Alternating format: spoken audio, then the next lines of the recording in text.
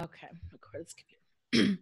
Hello and welcome to the Transformational Speakers podcast. This is your host, Erin Lomanjek, and today I have with me Adrian Starks. He's an international speaker, author, coach, and the founder and CEO of Champion Up.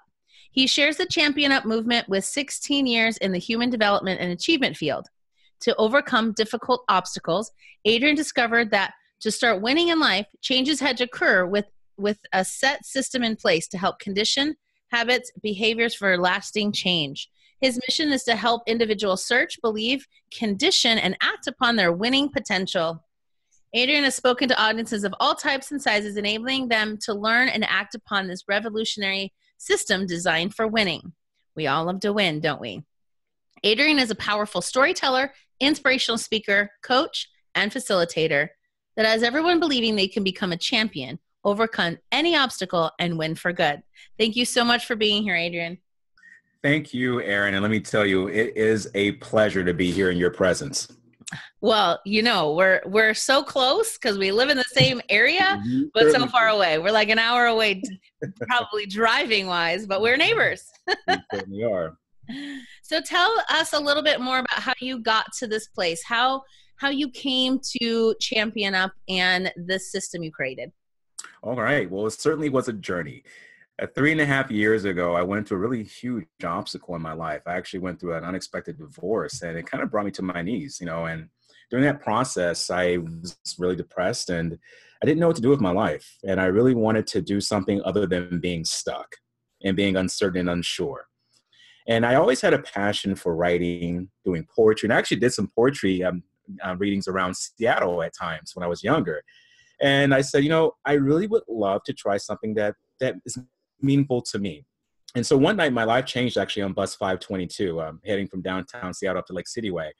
I was going to meet a friend to talk to him about my situation with my divorce. And he wasn't there. So I had to get off the bus, get onto another one. And that second ride back was when everything changed for me. I called my younger brother to talk to him about my situation and just to say I didn't know what to do and where to go. And he gave me a person's name named Les Brown. I think we all know who Les Brown is. He's kind of popular.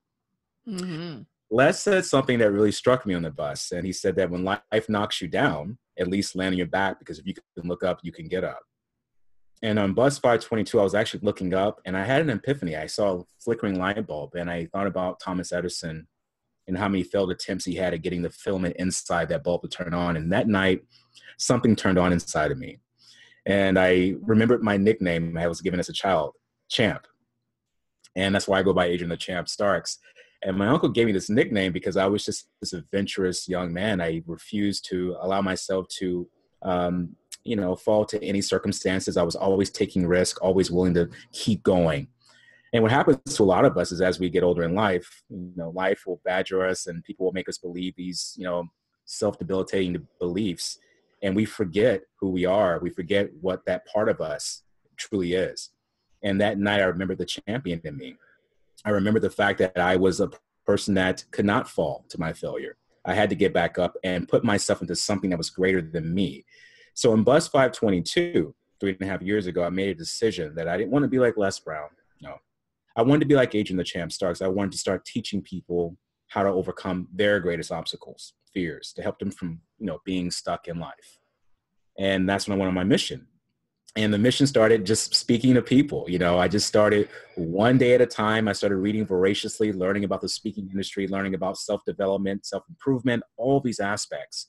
And I got in front of certain audiences, made some mistakes, but I tweaked my speeches here and there. And 3.5 years later, just a year ago, actually, Champion Up was developed. And the reason why I chose Champion Up, because champion is a word that most people know. They think champion is just basically, it's an athlete or a winning contestant.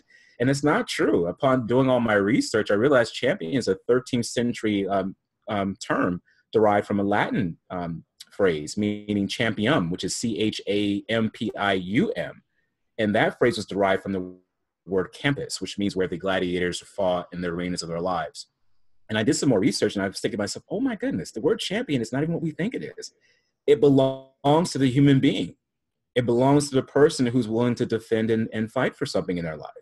So I thought about bringing champion back to a human being point of view and make it a creative process.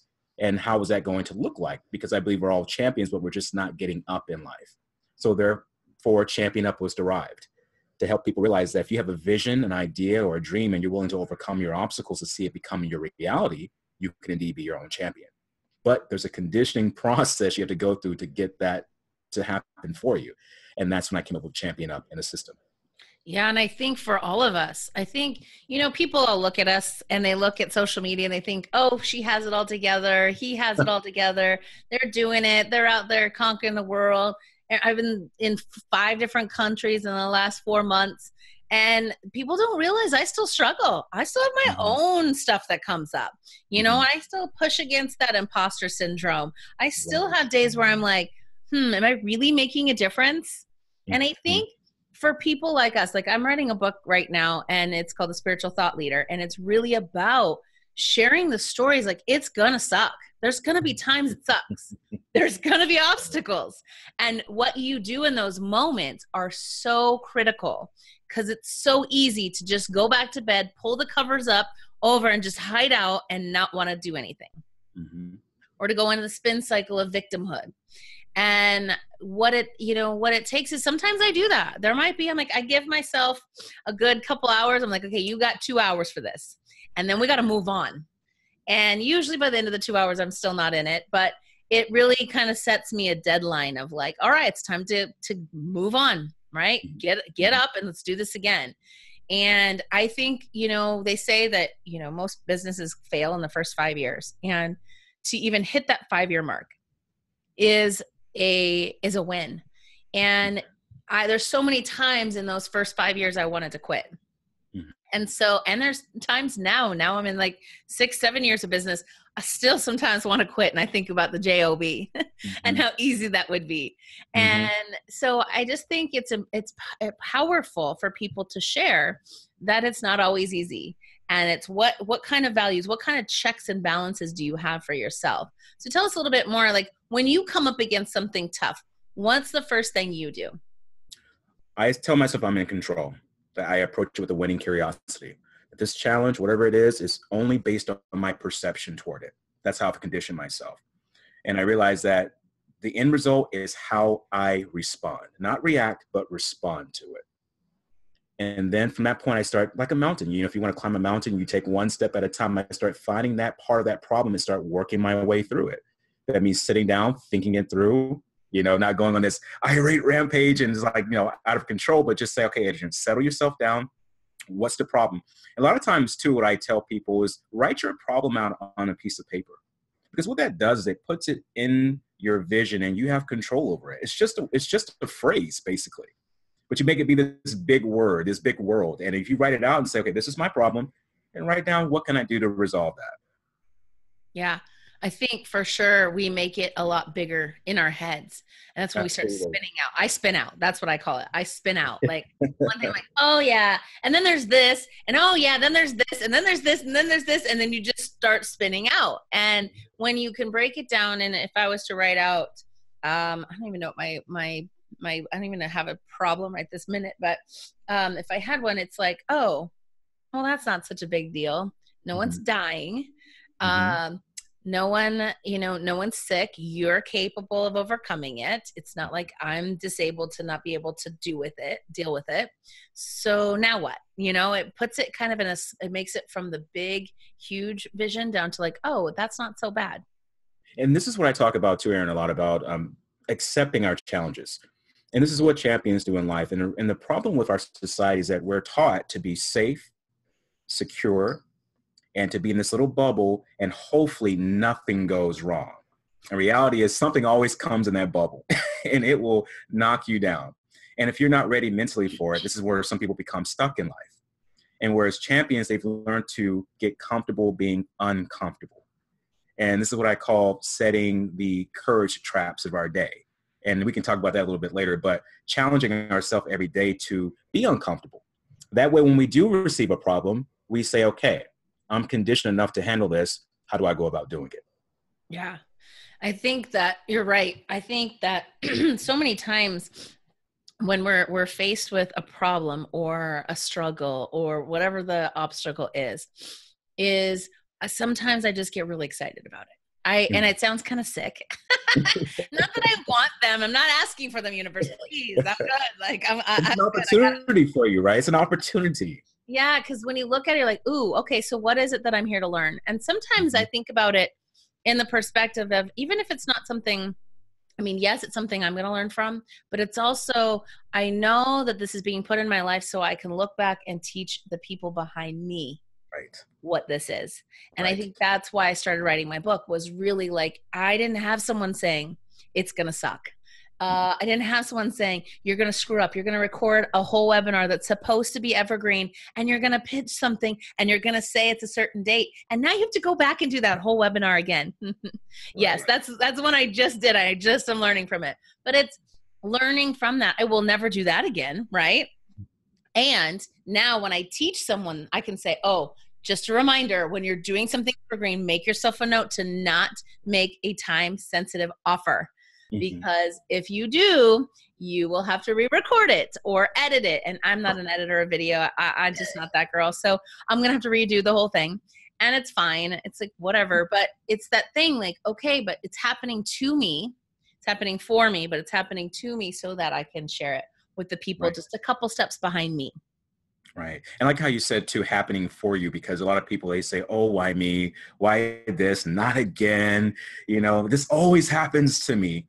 And these are the belief systems that we have to start cracking down on, because things are happening for you. And I'm not going to say that if something tragic happens that we can have this attitude of, oh, it's happening for me. No, because even if it happened to, for me, I would be like, I would have to think about it and go through my phase of feeling that, sympathy and sorrow for it. So we're human beings. We're allowed to have emotions.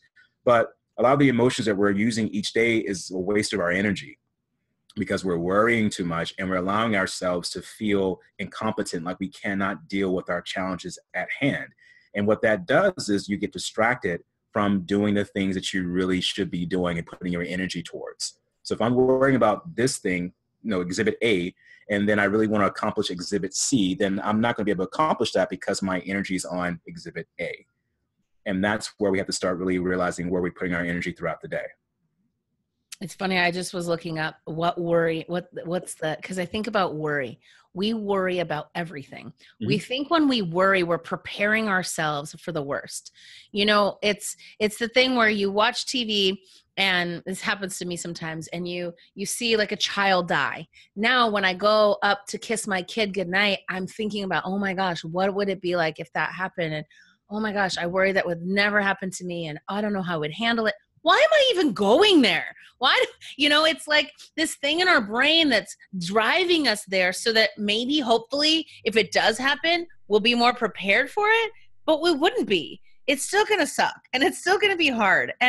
But it's this thing that we do as humans. And I think that's what sets us apart, of course, from the animal kingdom. But it really, truly is like, they don't worry about running out in the road. They just either choose to run out in the road and get hit or not. They don't sit there and worry about it. I'm laying in my little grassy bed, and I'm worrying about, oh, what if I run into the street tomorrow? They don't worry. Why? It's because we can do something that animals can't do. We have imagination, and we let our imagination run us crazy. And so because this is what happens when we don't use our imagination creatively. We use it for other reasons. And this is why we have to start getting into creating a life that we really want to live and doing things we love, because that takes our mind off of worrying about things we can't control to focusing on things that it can control. The mind's just a machine. It's over 3 billion years of evolution. And so we need to make sure that we train it properly, or we'll be trained by something else. It's said that 40% of the things we worry about have already happened and we can't change it. 30% of the things we worry about will never happen. So that's 70% of our time being spent about things that we cannot control, and it happens to us because we do live in a fear-based society where we're giving a lot of information daily. If you look on the news, the first thing that comes to you is something negative. You read the newspaper, something negative. It's because we can control people by fear. First of all, we can control people that way. And then 2, people somehow, like you were saying, they gravitate toward the things that are scary, because what they realize is that, oh, this is so bad, but it's not happening in my life. So now I feel a little bit better about it. and then they go back to their very safe, secure, safe lives. And the reality is that, you know, we all want to be safe and secure, but in order to have adventure in your life, to have some value, fulfillment, and achievement, to look beyond the mask that you wear and just say, what do I want to create out here? You got to step outside those safe zones. Yeah. And I think, you know, some of the ways that we play safe is that we don't actually take a stand for people. So Mm-hmm. I was speaking for the Chamber of Commerce out here in Snoqualmie. And the guy asked me after I was done doing my whole talk, and we talked about building your brand, your elevator pitch, using compelling communication, all of that. He said, what is it, the one thing you would say, Erin, that the one nugget you wish people would take from this? And I said, well, it kind of relates, but it really, it doesn't. And I said, here's the thing. People don't take a stand for one another. When I know I can serve you, Adrian, I know I can help you be a better speaker. Adrian, I know I can help you get on bigger stages. I know I can help you make more money. If I don't take a stand for you when I know I have the solution to your problem, Mm-hmm. we just let them go. And one of the things I think about sometimes is, you know, people are praying for you. People are manifesting you. They're like, please bring me the perfect speaking coach, right? Please Right. bring me the perfect speaker for my event. And they're praying for you and wishing for you. And then maybe you happen to bump into each other at a networking event and you don't tell them what you do, or you do, and they're like, wow, I'm really thinking about hiring somebody. And if you don't go in for that sale or have the conversation, you're giving the universe the finger. You are. You Because certainly are. you're brought together for a reason. And if you don't say, I can help you, and I like, let's start doing this together, let's lock arms and walk through this together, then you're doing the world a disservice. And I just think people get so worried about being judged and ridiculed and criticized. If I said, hey, Adrian, I can help you, and you go, oh, no, you're not good enough, or you're a fraud, or all these stupid things that we create, right? But instead, we don't do it. We don't go in for the ask, and I'm doing you a disservice, I'm doing me a disservice, and the world a disservice. You're right. You were saying people that worry about things or worry about what people think of them. You know, it's the saying that no matter what you do, 5% of the people in the world will not like you. You know, and it's true. So there's over 6 billion people in the world. You take 5%, that's 500 million people that won't like you. Imagine just trying to walk around all day long, avoiding those people. You know, it's just ridiculous. And that's what I had to decide too of myself, is saying, you know, I don't care what people think of me. I don't care what they feel about me. I want to create value and impact people's lives. If I'm doing it from a level of intention, that is from the heart, from a level of integrity, that's all I'm concerned about. Now, how someone else takes that, that's not my problem. And I think people need to start realizing, like you were saying, you know, stepping up, because I believe we have a sacred birthright to be here on this powerful planet. And it's a reason why we all have different fingerprints and different DNA molecular structures. It's because we're all unique. And each person has something inside of them they're supposed to be expressing through this world creatively, because nature loves variety. It hates things that are the same. And we walk around trying to be the same all the time, you know, blending in. And it's like, just be yourself. Bruce Lee says this, you know, be yourself, express yourself, have faith in yourself. Don't go out and find a successful personality and duplicate it. You know, Bruce Lee said this, and he was quite the impressive guy. Right. And yeah, and he's just now, and once he's buried right up the street from us here in Seattle, you know, and so it makes sense to be yourself in a world where everybody is trying to be the same. You know, I think Oscar Wilde says something about be yourself because everyone else is taken. Yeah. And that is something that many people are not getting. They say, yeah, we get it, but no, you don't get it. You have to be yourself. That requires courage. It requires the ability to step out. It requires you to be made fun of, maybe ridiculed, maybe people saying, oh, you're going to fail. And yeah, you will fall sometimes. It happens. But the reality is that you are walking towards something that you have in your vision that no one else will see. I remember telling someone about this a while back. They couldn't see my vision. And I told them that it's because it wasn't prescribed for you. I say, if we were to switch glasses, if I wear glasses and you wear glasses and I have prescription, I give you mine, you would see everything blurry because it's not prescribed for you. What's prescribed for me is for me to see. As long as I can see clearly, that's what matters. Now, my mission And like your mission is, and everyone's mission who are business owners and entrepreneurs, is to make sure your vision is clear enough that you believe it so that you can help other people who are wanting to see it, see that vision as well. That's what our job is. And I think that's one thing that really changed my life when I realized that I had to step into my own personal truth and just say to myself, it's not the end result, because this is what happens with society too. We believe that, oh, I don't have money and I don't have time. Those are two things people say, and usually it's this, they change. And so far as money is concerned, no, you're not going to have money right now doing the business you want to do because you haven't created the service, the value in your service. You got to get started first, take some steps. And then as far as time is concerned, we all have 24 hours a day. Even the most busiest, successful people have 24 hours a day, and they're busier than you are. And they still make time. It's about delegation of time. And I always tell people that, it's not about money. Yes, we want to make money. We want to be able to, but we should think in more terms of earning money.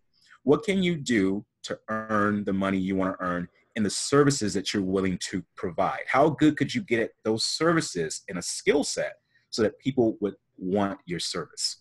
That's what it's about. And then you can express yourself from it. Yeah. And I really believe, like, if you're not investing in your own self, right, and up-leveling your own offers, because, when people ask me all the time, you go to all these speaking conferences and you go and you learn from all these other speakers and these speaking coaches and all this stuff. I'm like, yeah, because if there's something out there I don't know, I want to know it. And if there's something someone else is doing that I haven't done yet, I need to learn from them. Right. And sometimes I go and I don't learn anything. I learn that I know enough. Sometimes it's just knowing that you had enough all along. But if you're not increasing your skill set, you can't increase your delivery. I am amazing at what I do because I've learned from the top coaches in the world. I take my psychology background and schooling to do what I do. That's what makes it unique and different. It makes it mine.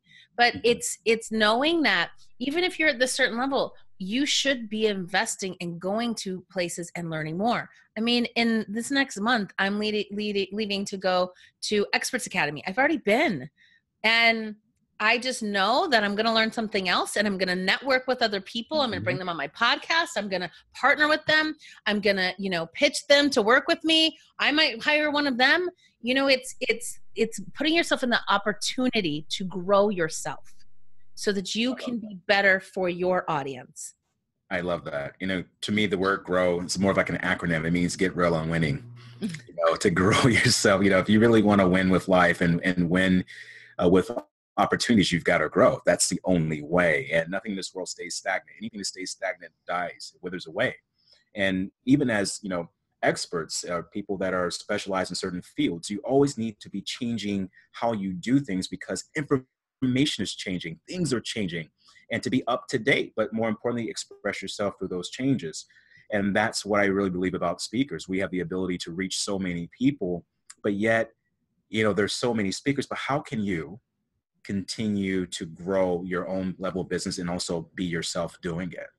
And I think a lot of people, when I first started actually as a speaker, my first talk was in a friend's living room. And I was nervous, but what was on my mind was the fact that this is one step.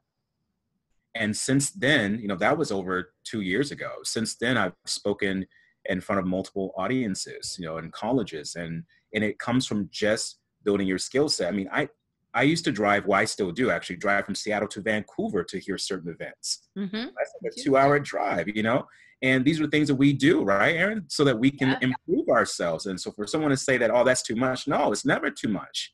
You need to do it. Well, I've spent way over 5 figures on some coaching and I've driven 13 hours to drive to San Jose before. And because you'll do whatever it takes. And even if I only had, I remember I was driving to San Jose and I had $200 in my account, and so I couldn't stay anywhere. So I had a friend, stay with a friend, and I had her drive me. I drove down there, and then I would drive to the event and drive back to her house, which is like a 45-minute drive. But I knew I would do whatever it took, and I packed a whole bunch of protein bars and all this stuff. And I went, and literally I walked out with 4 clients. But it was that risk sometimes to take that step of like the unknowing. Like you were talking about courage, right? So it's that courage of like, all right, I know that I'm good enough. I know that I can make this work, and I know that there's a reason I'm supposed to be there. So I'm going to figure it out, and I'm going to go. And then I swear the universe just shows it to you, like, and here's why you were here, supposed to be here, you know? The universe always tests us. I mean, it's always listening to us too. It's listening. That's why you got to be very cautious about your thoughts, because even though And no your one else words.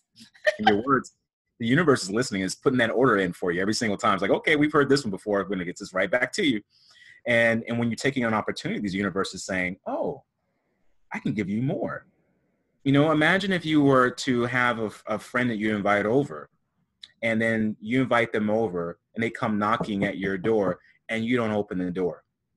They're going to think you're not home. They're going to leave, right? And so then you call them and you get mad at them for not staying and continue to knock on the door. That's what we do all the time with our day-to-day lives, where the universe is saying, okay, I've showed up, but you're not opening the door. You wanted me here. You're not taking the opportunity. I'm going to leave. I'm going to go to somebody else's house who's willing to open the door. Right. And it's like, you have to have that conviction of notice things, take on the opportunity, jump to it. You know, that's why I talk about champions. We jump to that opportunity. We don't hesitate. We just say, okay, I'm going to go for this. I don't know where it's going to go. I'm going to figure it out along the way. Mm-hmm. I trust myself enough to figure it out along the way. Along the way. That is the key, that most people don't take that step. If you don't have to know, you don't have to know how. You just say, okay, that's what I want over there. And all right, I'm willing to take a step. And then maybe things will line up, and so you can take the next step. And then things will line up and you'll take the next step. And then if it isn't the place you wanted to go, you can always pivot and go somewhere else, but you'll figure it out along the way. You just have to take the first step so the universe lines up for you. You know, Lai Tzu said that a journey of 1,000 miles begins with one single step. Martin Luther King Jr. said taking the first step is faith, even if you don't see the whole staircase. And what we have to start doing is taking our steps away from what we find to be comfortable for us, because our personal journeys of how we're going to expand, go and achieve are outside of our comfort zones, because that's where you're going to find adventure. Adventure is where you get experience, and experience is where you simply learn how to make better decisions. And that will never happen if you're just in this place where I just want to just be safe. I want to make sure I have the right money. I want to have the right time. I want to have the right opportunity. I want to make sure everything's going to be fine. And it's all these thoughts are going on in our head. And by that time, somebody is saying, well, I'm going to take this road less traveled. And then you see people like saying, wow, how are they moving along like that? Because they're willing to. They're inciting themselves into action. They're just dauntless. They go out there and they do it. I mean, here's the thing. We all have fears. Even the greatest people have fears. So no one's absent of fears. But reality is that the people in life who are accomplishing what they want to accomplish, they work through their fears. They learn how to deal with their fears and just find a way to partner with it. You know, I used to think that fear is like, no, you got to be fearless and you got to just walk into things. And no, you're going to have some fear. You're going to, I mean, when I get on stage, before I got goosebumps going on, you know, because and I see that as not because I'm going to fail. I see it as I'm just excited to get this party started. But that still could be considered fear because I don't know what's going to happen. But once I step into it, everything unfolds as it should. So the key for everyone is just to prepare yourselves, but also stay active. And some people just want to prepare and not want to do anything. Like they want to just study, expand themselves, but not want to get out there and give this information. You've got to get out there. You've got to book the events. You got to go to the events. You got to network. Make sure you have contact information. You know, find friends. Let them be their guinea pigs and just say, hey, I got a talk I want to work on. I need you guys here. You know, go out and sign up for a room in a library. You can do that and get people there and just work on your talk. You know, go to these events that, you know, Aaron is hosting and get around people who are doing what you want to do. And that's how I was able to move forward with my career. Right. And I think with fear, so I always say fear. So if people don't know, fear and excitement is the same chemicals released in your brain. And so you choose what is happening for you. Like you said, before I go on stage, I got, you know, butterflies in my stomach, or I got goosebumps. I got all this stuff going on, that we have natural fear responses in our body that are happening. Now you get to say, I am so scared, or I'm so excited. And when you change it to, I'm excited about getting out there and telling my message to the world and changing lives, all of a sudden, your body goes, oh, we don't have to worry about somebody killing us, right? We don't have to be in that fear state anymore. This is just excitement. And you think about it when you think about going up a roller coaster, tick, tick, tick, tick, tick. Some of us are going, oh my gosh, I can't wait. This could be so exciting. And then some of us are like, I don't do roller coasters. Oh no, I can't do this. So it's the same response. So all you have to do is choose excitement. And so, yeah, we have fears, and I go, whew, this means it's going to be good. It's going to be juicy. Let's go. And if more people would step into that instead of going, oh, comfort zone, I'm at the wall, can't do it, we would have so many more things, innovations, ideas, thought leaders, people changing the world because they wouldn't be afraid. They would be excited. There was a book I read called, I think it was by Susan Jeffers, Feel the Fear and Do It Anyway. And she talks about this in her book, about if you're in the process of growing, you're always going to have fear. And that if you're in uncharted territories, you're always going to have fear, and so is everyone else. But the only way to get rid of it is to go out and just do it. Get involved with it, fall down with it, wrestle with it, hug it, kiss it, push it away. Whatever you need to do, get involved with fear. And that's what we need to do. And I like how you were saying too about the roller coaster effect, because, you know, most people, they get on the roller coaster, and then once they're there, the universe is saying, hey, I got you here. You wanted this ride. And all of a sudden it's like, no, I want to get out of the ride. And the universe says, oh, well, next time I will make sure you won't get on the ride. How about that? And then you wonder why that opportunity has passed. You don't have any more. And I love what you said too about the chemicals, because this is good for people to know. Fear and excitement are the same chemicals released. And you could decide, which one do you want to be on? Whose side do you want to be on? You want to be on the critic side? You know, that person's telling you can't do it. You know, this is not going to work. Do you want to be on your coaching side, that true side of yourself that knows that it can do it, the champion side, it can do it. So you just got to make that choice, and not to fear failure. That's the biggest thing I think as a society we've come to fear is failure. And I think it's not even failure. I was thinking deeply about this, Aaron. It's more rejection, because failure comes with people seeing you in a different light, of you feeling like you're not the person that people think you are. You're not the capable person, the strong person, the person who always knows everything. And it's like we have to get over that hump of feeling like we're rejected. Failure is a process of life, you know, and we learn from it. We learn from it, or we cannot learn from it. Either way, it's going to happen. Right. So tell us more about, you were talking about courage traps. Yes, the courage traps.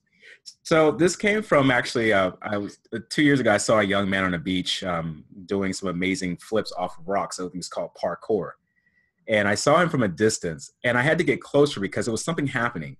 When I would see him land perfectly on his feet, he would show this bout of like disappointment. And he would climb back onto the rocks, make the same attempt again, jump from the rocks, and he would land on his back or his face or his butt. And then he would give up and give a double fist pump of enthusiasm. And I was thinking to myself, this is perplexing, because why is this kid, you know, happy about falling on his face? And so when I got closer, I saw there was a circle drawn in the sand, and he simply had a target. He was jumping from the rocks to the circle. Didn't matter how he fell, he just needed to get in the circle. That circle gave him the indication to pull himself from the rocks. And I thought about this philosophically, about like, hey, how could I implement this into my life? And I came up with the courage trap. Our gray zones are the rocks where we choose to stay because we are afraid we're going to fall. We're afraid we're going to scrape our knees or our face. But if we give ourselves something to reach for, something to look at, something to jump into, it can actually move us into action away from our safety zones. So the gray zones each day are just doing the same things the same way. And what I call them courage trap is each day you write on a piece of paper challenge. What do you want to challenge yourself on today that's going to be uncomfortable for you? Because remember I said before about champions, they're comfortable being uncomfortable. That's why they can push and excel. And what I mean by champions, for people who are listening and watching, I'm not talking about athletes. I'm talking about human beings who have an idea, a vision, and a dream. And whether you're a champion mother, a champion father, a champion friend, champion, you know, business owner, a champion coach, whatever it may be, champions come in all shapes and sizes and all backgrounds and all ethnicities and all fields of interest. But the reality is that we need to keep conditioning ourselves to win more of life. So the courage trap is designed that when you have a sheet of paper, you write challenge, then you draw a circle on that sheet of paper. And then inside the circle, you write what your challenge is for today. And outside the circle, you write courage trap, because that's going to give you the visual that this is something that's going to help me strengthen my courage, because courage is like a muscle. If you don't work on it, if you want to go to the gym and work on a body part, if you want to run a marathon, you've got to put yourself through some tension, through some discomfort to get that area stronger. Same thing with courage. You've got to work that muscle. And each day when you're in that circle, you're saying, okay, today I got to have this conversation with this person I've been dreading. You know, that's your challenge for the day. And then you got to say, I got to make this happen. Because if you don't write it out and put it in the circle, it's not going to happen. You're going to think about it, you're going to forget it, and you're going to move on to something easier. So the challenge is to be inside that circle every single day with a challenge you need to do. And that's going to work your courage muscle. That's why I call it a courage trap, because what we're doing is we're putting ourselves into this thing, and we're going to stay there until we've accomplished what we need to accomplish. And that will work your courage muscle. And each day you should have that. And try for 30 days, and then see if you don't become a champion after that and have a different way of looking at things. Because I use it in my life, and I use it every single day, actually. I draw the circle right in. What is my challenge for the day? And I focus that day on getting this thing done. And that has helped me so much to walk into more challenges, more obstacles. When someone says something and it can offset someone's day, I say, okay, all right, no problem. Let's see what we can do about that. And this is because I've conditioned myself to take on my challenges and fears. Yeah. And you have to build the muscle for it. because you know, the first time you do it, you might bumble through and you're like, oh, I'm never doing that again. But the more you do it, the less you're going to bumble through it. It's every athlete, any champion, that they didn't just get up and start, you know, throwing the javelin, right? No one was doing that. You had to practice. And maybe the first time you threw it was only 5 feet. And then the next time was 10 feet. And you just get better and better at it. So keep doing it. Like, I like the challenge of doing it for 30 days and seeing who you'll become after that. Keep a dialogue of it and see what were the challenges. Were they the same challenges? Were you struggling with that one challenge? If that's the case, and you've been on that same challenge for like 2 weeks, then something's going on there. And that's how we can dig deeper and to see what's behind this challenge. What's actually the real fear? That's what I work with clients on. And if they find themselves like saying, oh, you know what? I did this challenge. I did this one. I did this one. Great. Now what else can we get ourselves into? And I always say, what's your level 10? Like, I want it to be like, when I think about making a goal, a lot of people will say, like, if I have a client make a goal, I'll be like, so on a level of 1 to 10, 10 being like, oh my gosh, I need Depends because I'm going to crap myself. And what I'll say is, okay, so give me a goal, and they'll tell it to me. And I'm like, so on a scale of 1 to 10, what is it? And they're like, 8. And I'm like, no. What would make it a 10? And it's usually like, okay, so let's talk about sales calls, right? So it's sales calls. And they're like, I can make 5 today. And I'm like, okay, so that's a level 8. What would be a level 10? Because you got to be able to push. You think that, because when you first tell that goal, subconsciously you're holding yourself back, but don't know it. And so when I push you to that level 10, then you're like, oh no, all right, now this is really scary, right? We're trying to still be in that comfort zone at that 8 instead of the 10. And when you can do 10s all the time, you start seeing what you're capable of. The problem is we're being so stifled on what we're capable of. The reason we're a champion is your very first swim. When you were conceived, you made it. You were automatically a champion. You've just forgotten it along the way. You've been told so many times by people that you're not a champion, but you were a champion. The very first task you ever had, you were a champion and you won. So stop playing any smaller than that. Excellent. Yeah, and you're a champion because it's your responsibility to defend your life while you're here. And you're here for something other than just, I'm sorry to say this, but just being normal. I mean, we got to get out of this pocket of just being normal and just living the day-to-day life. There's something much more than that. And if we don't do it, then our children won't do it. So this is a responsibility, not just for us, but it's for the generation behind us, because we're losing them. I mean, there's a statistic out right now about suicide. Every year, 800,000 people are committing suicide. And this happens to be the second leading cause of death in the ages of 15 to 29-year-olds. It's alarming. And it's because they're not having the leadway to see that things are possible for them, that they can overcome things. They can see people that are standing right next to them, not people on TV, not people who are out of their range, but the people in their lives. And when we can start being our own champions and remembering that and getting back up, we can help our children, our future, you know, and leave that legacy for them to be able to create something valuable in their life. So it's a personal responsibility for humankind. So it's very important. Well, this has been amazing. So tell us, how can my audience get more from you? Where can they find you? Tell us about that. I am everywhere. Well, they can find me on Facebook, Adrian Starks. I go by the champ. So they'll see that Adrian Starks champ. They can find me on Instagram at champion up. So champion, and then it's 2 underscores, then up. So champion, 2 underscores, and then up. You can find me on Twitter, champion up. You can find me, so very easy words to remember. You can find me on LinkedIn as Adrian Starks, and I have a website, championup.net. I'll say it again, championup.net.